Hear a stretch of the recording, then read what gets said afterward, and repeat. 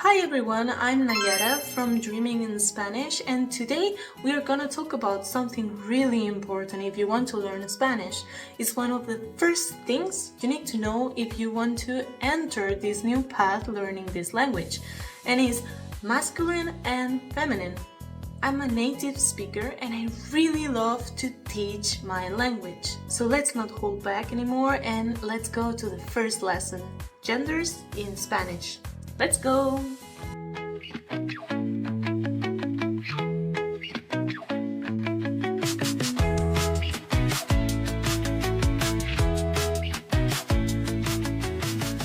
In Spanish, every noun has a gender. That means they can be or feminine or masculine. We separate these two because for us they give information about the noun. Before any feminine or masculine words, you have an article that describes more about the gender of that word. And that's really important because articles in Spanish are every. Feminine articles are la and una, and masculine articles are el and un. And in Spanish, it's essential that the noun always go holding hands with the article. So it's really important that you guys can understand this point. But before really quick, let's talk about how I identify if a noun is feminine or masculine, because you need that to know which article goes in front of it. So I will give you the general key for this. Masculine nouns, normally they finish with O,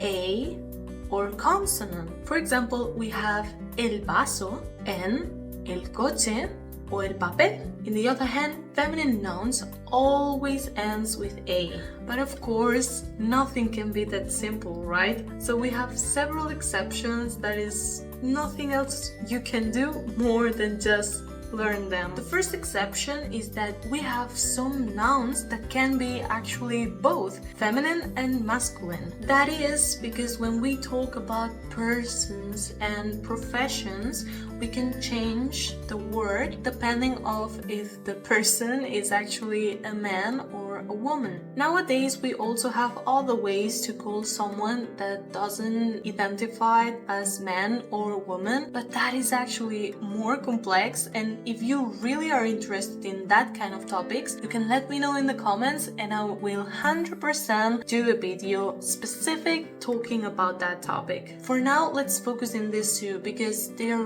really important and one of the bases about our language. For example, when we are talking about professions, we can change from profesora to profesor or cocinera to cocinero. But of course, there are also some exceptions on that, and there are some words that normally doesn't change regarding the situation or the gender of the person. Can be estudiante, it's the same if the student is a girl or if it's a boy, so it doesn't matter, it will always be estudiante. For that, I did a little table that actually shows you how to change every word depending on masculine or feminine. Normally, it always has to be to the ending, so you have to be really careful. It's really good if you can practice this, changing several times words from masculine to feminine in different contexts. That's the best way to learn that. So please,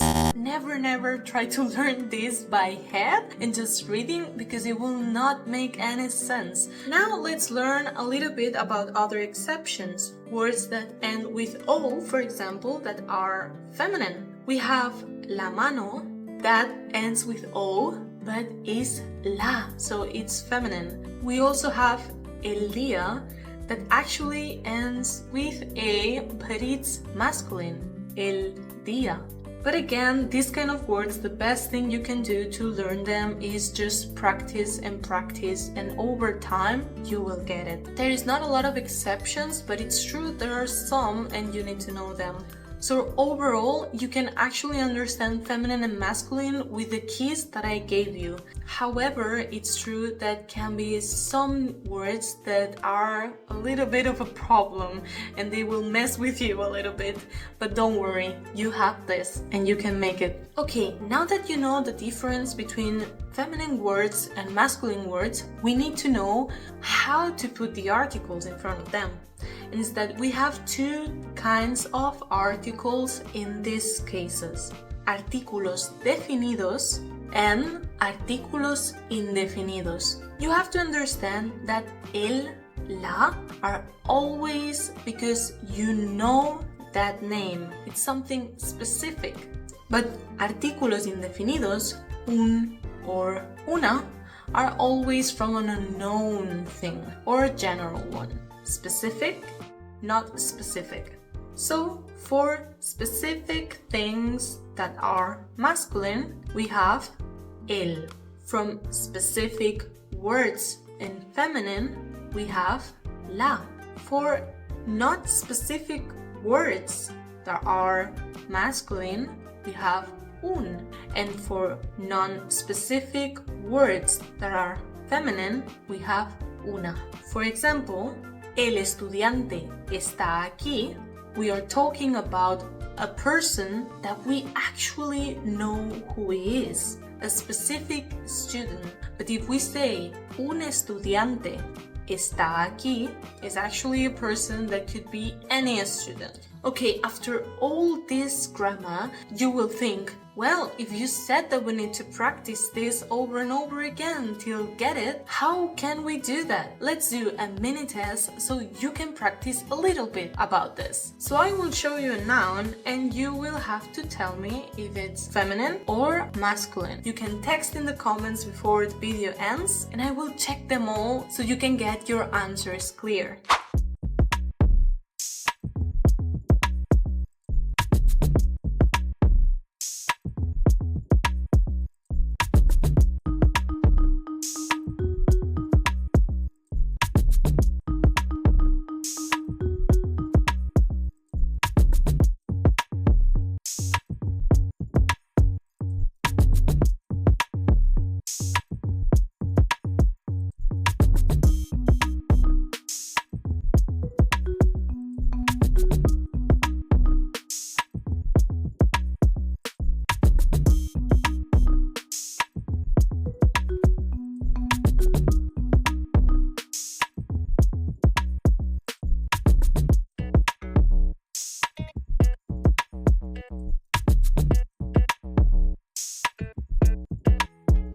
So thank you so much for listening to me, and I will really appreciate it if you help me to build this community.